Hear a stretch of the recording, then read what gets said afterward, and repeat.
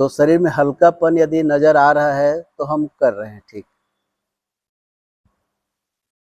तो कैसा लग रहा है? कुछ आ रहा है हल्कापन? आ रहा है। प्राणायामन लाघवंच, प्राणायाम से शरीर हल्का होता है। षट कर्म में षट कर्मणा शोधनम च, 6 कर्म जो होते हैं ना, नेति धोती कुंजल हम लोग करते हैं वो शरीर के शोधन के लिए है। प्राणायामन लाघवंच, प्राणायाम से शरीर हल्का होता है। आसन से शरीर दृढ़ होता है। प्रत्याहार से स्थिरता आती है, धीरता। तो ये छोटे छोटे क्रम है। मुख्य चीज है शरीर के कचरा को साफ करना, बस। चाहे आप कैसे भी साफ कीजिए, भोजन से साफ कीजिए, या लेग्जेटिव खा के साफ कीजिए, या प्राणायाम करके साफ कीजिए, या स्टीम बाथ लेके साफ कीजिए, या दवाई खा के साफ कीजिए। जैसे भी करके गंदगी साफ होनी चाहिए। कचरा हमारे शरीर में नहीं रहना चाहिए। और कचरा सिर्फ शारीरिक कचरा नहीं होता है, विचारों का भी कचरा होता है। आजकल देखते हैं कि दिन भर लोग यूट्यूब में, मैं नाम नहीं लूँगा, अपने परिवार में एक है, यूट्यूब में देखते रहते हैं, नया नया चीज़ प्रयोग करते रहते हैं। मैं उनको मना किया हूँ कि भाई हर चीज़ सही नहीं होता, आप अपने बुद्धि का प्रयोग करो, कि कुछ भी देखे प्रयोग किए, क्योंकि ऑथेंटिक होना चाहिए ना, रिसर्च बेस्ड होना चाहिए। आदमी आजकल तो लोग किताब में पढ़ के भी कर देते हैं ना, सब चीज़ वो लिख देते हैं, बना देते हैं। तो क्या पढ़ना है क्या सुनना है, क्या देखना है, इसका भी ज्ञान होना चाहिए। पढ़ना है तो कुछ भी पढ़ते रहो, ऐसे नहीं है। आपके काम का क्या चीज़ है? जैसे जो खाना बनाने वाले आते हैं वो लोग वही वाला किताब पढ़ेंगे ज़्यादा, जो साहित्य वाले हों साहित्य वाली किताब पढ़ते हैं। तो आपके जो क्षेत्र का है वो पढ़िए, जो क्षेत्र का है वो देखिए, उसको चिंतन मनन कीजिए। तो विचारों का कचरा भी बहुत भर रहा है अभी, तो उसको भी साफ करना है। भोजन को भी साफ करना है, पूरा तो नहीं, कम से कम जितना आप कर सके उतना। आप कचरा अंदर फैलने ही नहीं देना है, फिर आपका शरीर जीवन भर के लिए स्वस्थ और मस्त रहेगा। और स्वस्थ रहने के जो नियम है ना, सिंपल गीता में है। आज कल कृष्ण जन्माष्टमी है ना, हम खाली जय यादव जय माधव, हमारे समाज के लोग, मैं उनको डांटता हूँ, खाली नारा मत लगाओ, उसके जीवन में चलो।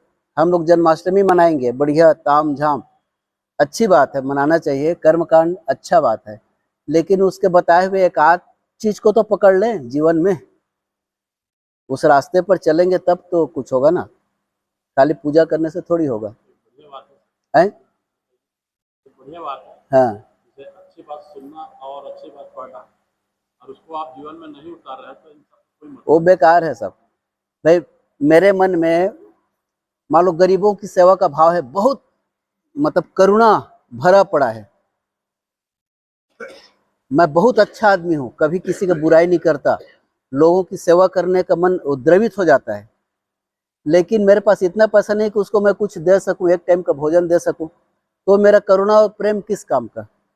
मुझे इस योग्य बनना पड़ेगा, कम से कम उसके समस्या को थोड़ा सा तो हल कर सकूं।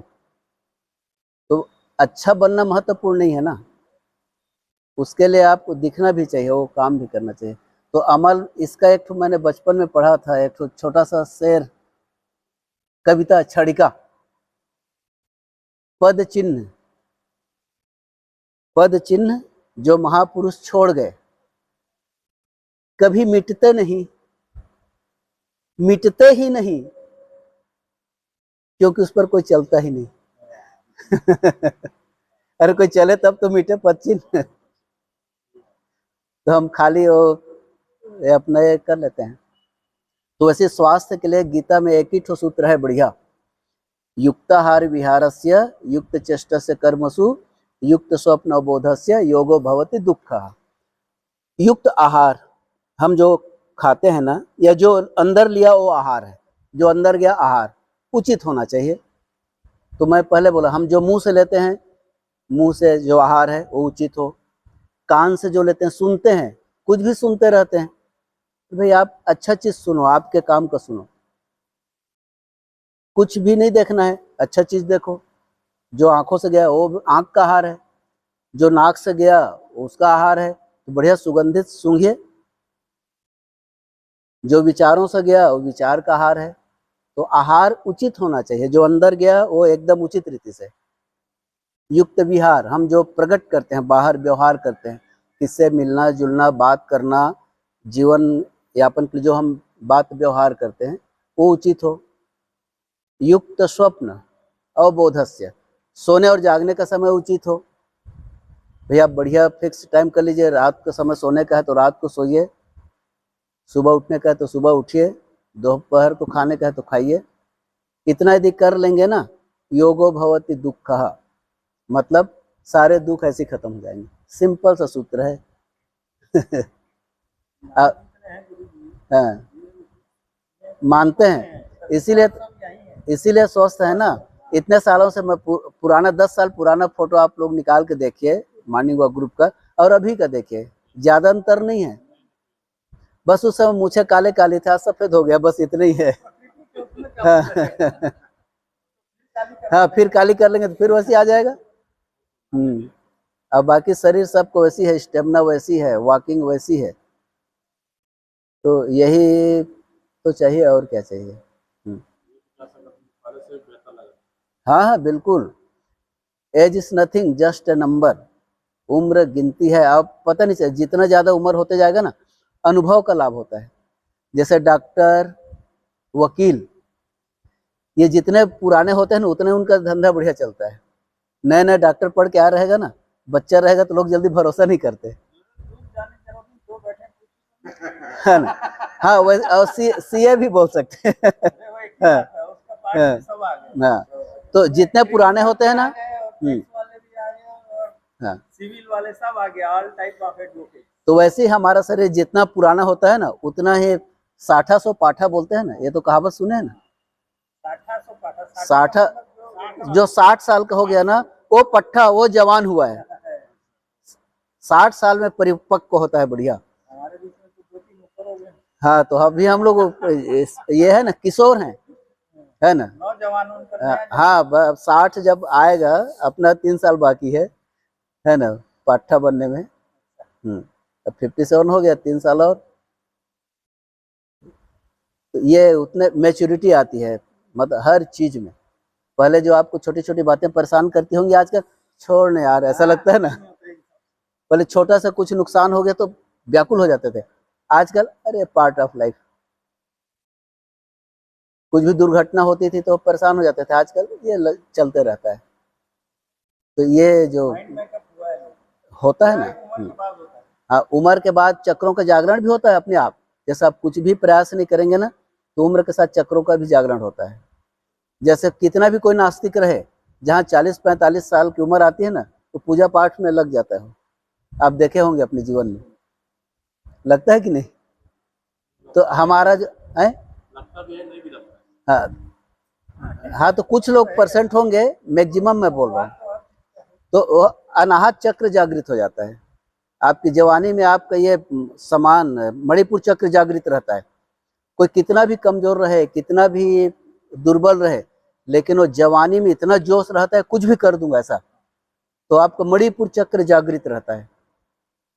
और जहाँ 40-50 साल हुआ तो आपका अनाहत चक्र, प्रेम भक्ति भाव जागृत होता है। उम्र के साथ आप नहीं चाहेंगे तो भी चक्रों का जागरण होता है।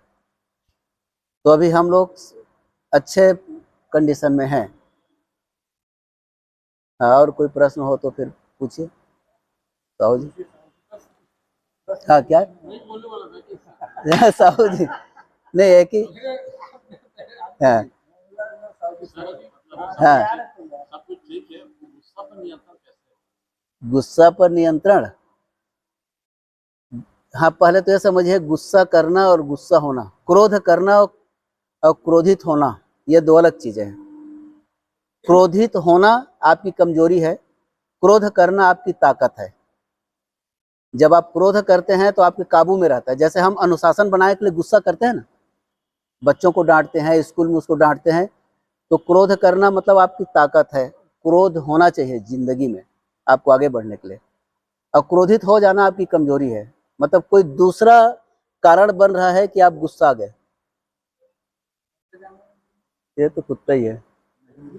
कैसे चलेगा? नहीं नहीं, वो कुछ कुछ नहीं नहीं, कुछ शिकार के लिए जा रहा होगा, कुछ ये टेटका टेटका वगैरह होगा, तो जो छिपकली वगैरह होगा ना। आप बता दीजिए हाँ, दूसरा वाला। नहीं तो यदि आप क्रोधित हो जाते हैं तो उसके लिए आप ये अनुलोम विलोम प्राणायाम अच्छे से कीजिए और चंद्र अनुलोम कीजिए। बाएं नाक से लेना छोड़ना, तो मन शांत होगा, आपको गुस्सा कम आएगा।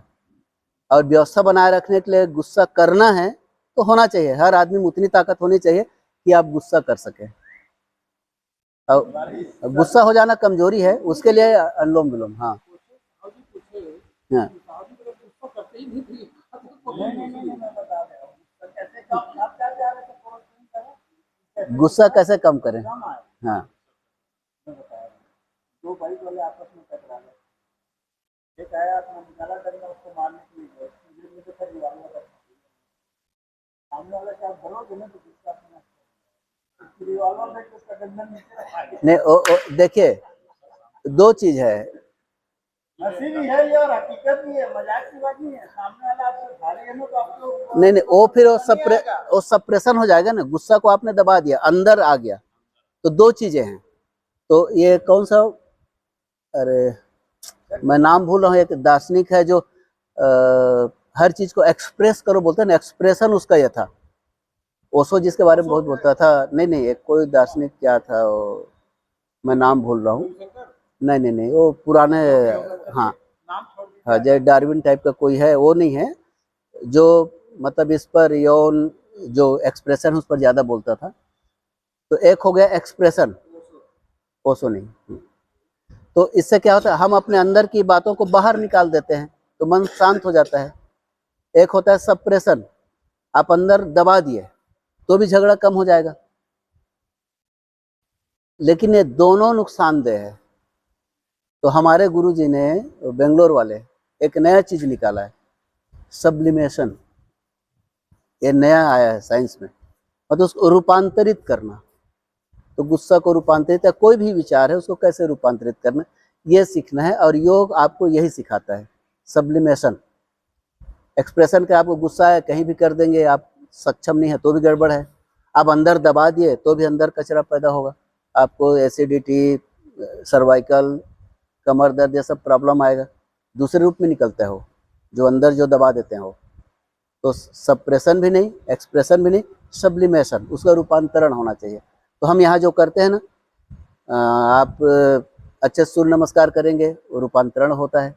बहुत गुस्सा आया तो हम ऐसे ऐसे करते हैं, या बहुत आ गया तो ठंडे पानी से नहाते हैं, पिक्चर वगैरह में हम देखते हैं ना, या आदमी दौड़ता है खूब, वो सब सब्लिमेशन के एक रूप है। या बहुत हंसता है ना, तो ये चीज है। हाँ गुस्से में हंसता है, हाँ, मजे का। तो ये सब हमारे ऊर्जा है। क्रोध एक ऊर्जा का रूप है, और जिसमें क्रोध नहीं है उसमें ऊर्जा ही नहीं है, दिन भर क्रोधित रहता, पूरा ऊर्जा खत्म हो जाता है। ज्यादा ऊर्जावान हाँ नहीं नहीं, उसका उपयोग करना है ना भाई। आपके पास कोई क्षमता है, एनर्जी है, तो उसको यूज कीजिए। आपके पास मान लो गाड़ी है, उसमें पेट्रोल पूरा भरा है, आप खाली चालू करके ऐसे खड़ी कर देंगे तो ऊर्जा का तो खर्च हो रहा है ना। आप उसको सकारात्मक चीजों में लगाइए, एनर्जी है तो उसमें लगाइए। चलिए ठीक, कमर, पीठ, गर्दन एक सीध में। अब अभ्यास के अंत में हम पतंजलि ऋषि को प्रणाम करेंगे, मंत्र दोहराना है। योगेन चित्तस्य पदेन वाचां मलं शरीरस्य च वैद्यकेन योपाकरोत्तं प्रवरं मुनीनां पतंजलिं प्राञ्जलिरानतोऽस्मि। हरि ओम।